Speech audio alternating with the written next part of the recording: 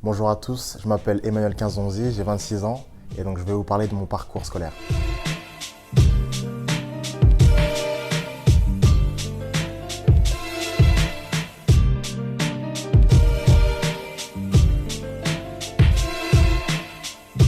Je vais intégrer Berkeley, l'université de Berkeley en Californie et c'est pendant 5 mois, 5 à 6 mois où je serai en totale immersion à la Silicon Valley où j'aurai des cours sur l'entrepreneuriat, sur le business et sur l'économie.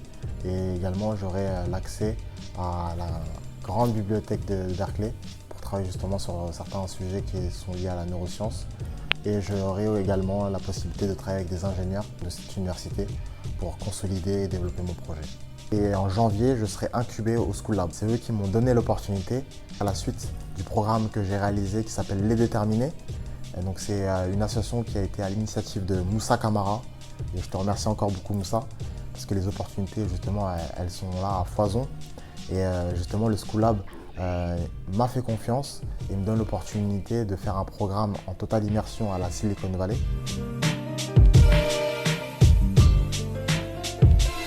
Mon projet c'est d'inspirer des jeunes, inspirer une clientèle. Et comme on le fait par le biais d'une montre. Donc on fait 2 montres.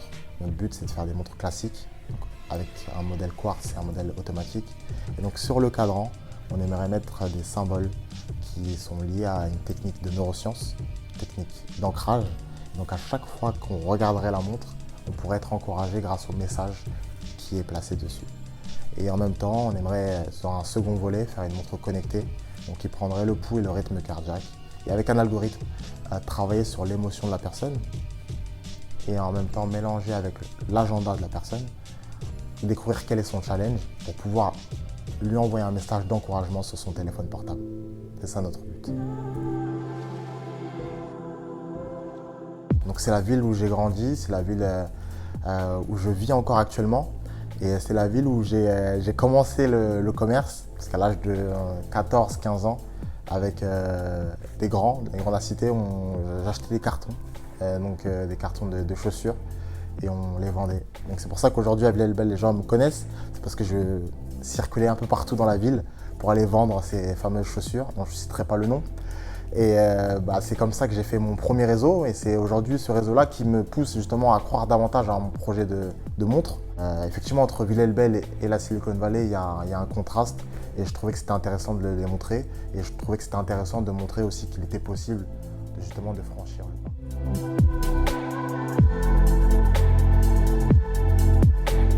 Moi, je pense que c'est très important de confronter son idée. Souvent, au début, je me disais, faut pas que je dise mon idée, peut-être qu'un tel va me copier. Non, il faut partager son idée parce que finalement, c'est de là que le projet se solidifie, qu'il y a d'autres idées qui émanent. Je pense que l'interaction avec les gens, c'est ce qui permet d'aller plus loin. Et c'est pour ça que nous, notre slogan, c'est We Become. C'est nous devenons. Et c'est pour ça qu'on considère qu'on ne peut pas devenir tout seul. On considère que c'est les personnes qui nous accompagnent, qui nous donnent le pouvoir de devenir. Et je considère qu'il faut partager son idée, il faut la confronter, il faut l'éprouver au regard des autres. Et je pense que c'est ça qui donne justement de la profondeur dans ce qu'on fait. Et justement pour répondre à ta question, tu me disais que j'avais un projet. Effectivement, j'avais un embryon. Et le fait de sortir de ma zone de confort, ça a créé du tissu autour de ça. Et ça a créé de la matière. Et c'est ce qui m'a permis d'arriver jusqu'ici aujourd'hui.